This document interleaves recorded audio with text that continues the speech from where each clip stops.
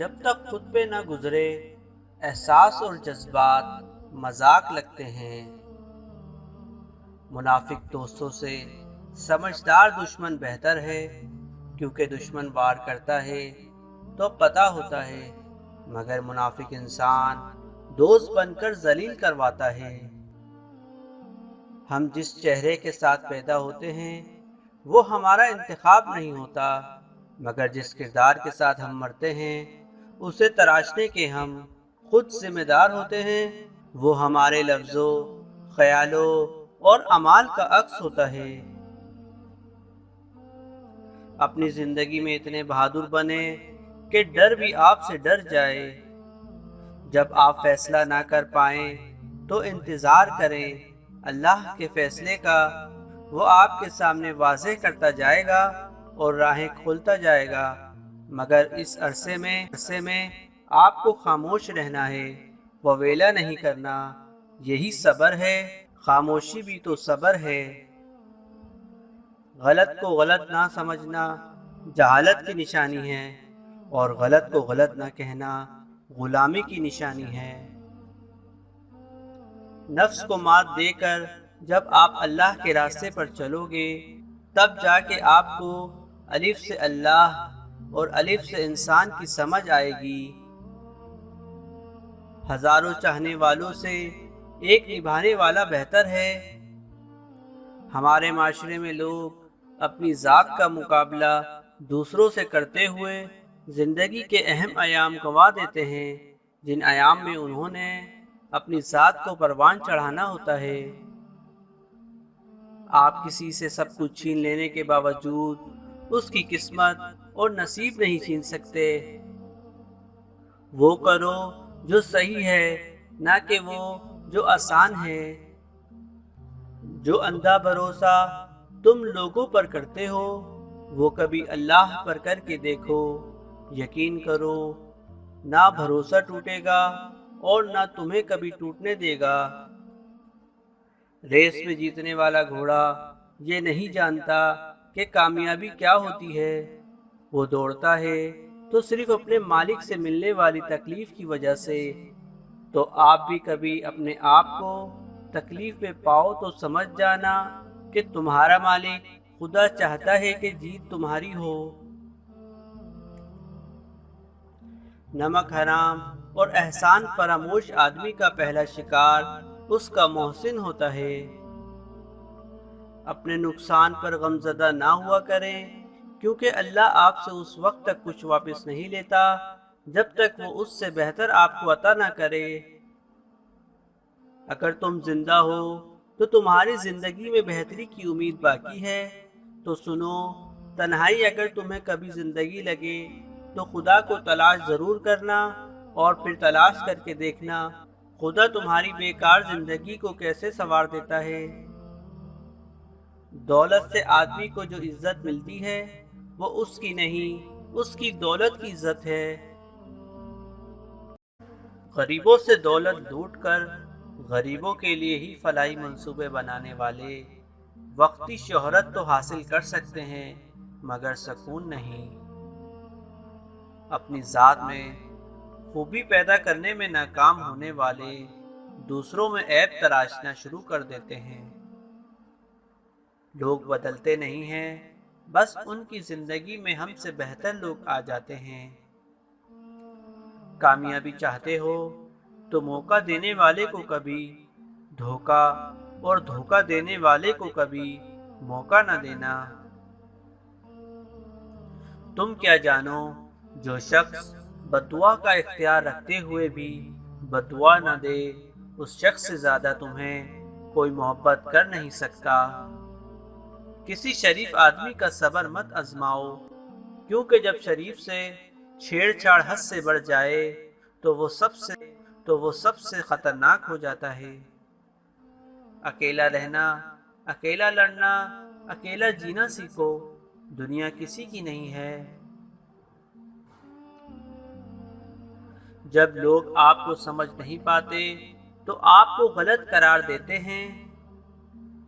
پریشانیاں ہمیشہ آپ کو یہ سکھائیں گی کہ آپ کے پاس صرف اللہ ہے۔ اور پھر کردار کی آزمائش تو تعلق ختم ہونے کے بعد ہی شروع ہوتی ہے۔ عزت نفس بہت قیمتی شے ہے، کوئی ہاتھ چھڑائے تو چھوڑ دیجئے۔ زندگی کی سچائی کو سمجھنا بہت مشکل ہے، کرنا بس یہ ہے کہ جس ترازو پر آپ دوسروں کو تولتے ہیں اس ترازو پر کبھی خود کو بٹھا کر دیکھیں۔ جس بات سے آپ کو تکلیف ہے دوسرے کو بھی ایسے ہی ہوتی ہے، جو بات آپ کو خوش کرتی ہے اگلے کی خوشی بھی ایسے ہی ہوتی ہے۔ زندگی میں سکون اور خوشیاں صرف عبادات کے ساتھ ساتھ معاملات کو سنوارنے سے بھی آتی ہیں۔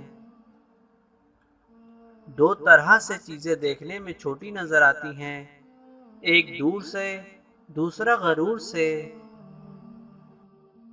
وہ آپ کا نہایت خطرناک اور خفیہ دشمن ہے، جو بات کرتے وقت آپ کے سامنے آپ کی تعریف اور آپ کے پیچھے بد تعریفی کرے۔ حالات، زندگی، انسان، دنیا مجھے کبھی بھی سکون والی نہیں لگی۔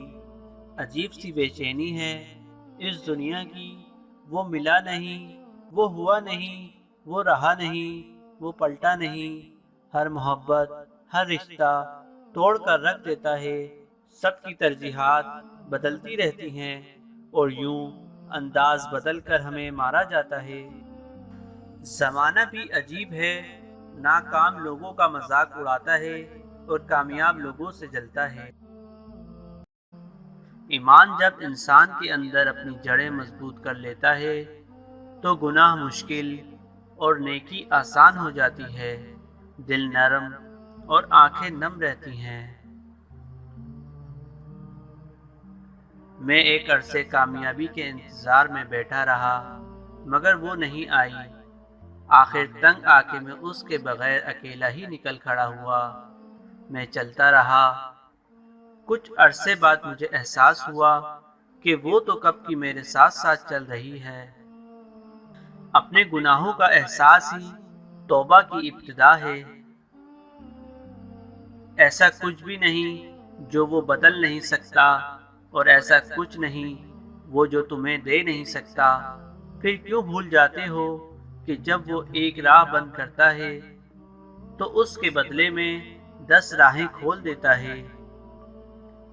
شکوے شکایت کی لت لگ جائے تو ناشکری زبان کی لذت بن جاتی ہے اور انسان ہمیشہ بے سکون رہتا ہے۔ ایمان اور حیا دو ایسے پرندے ہیں کہ اگر ان میں سے ایک اڑ جائے تو دوسرا خود ہی اڑ جاتا ہے۔ سوچنے کی بات ہے، ہم بھی کتنے عجیب مخلوق ہیں، نشانیاں محفوظ رکھتے ہیں اور لوگوں کو کھو دیتے ہیں۔ دعائیں مقدر سے جیت جانے کا ہنر رکھتی ہیں۔ ہر کسی کے لیے دعا کیا کریں، کیا پتہ کسی کی قسمت آپ کی دعا کا انتظار کر رہی ہو۔ ہم میں سے 99% اپنوں کے مر جانے کے غم سے نہیں روتے، بلکہ اس سے جڑی ضروریات ہمیں رلاتی ہیں۔ اس سے جڑا کوئی احساس ٹوٹ جانے کا خوف، مستقبل کی فکر کہ ہائے اب ہم اکیلے رہ جائیں گے۔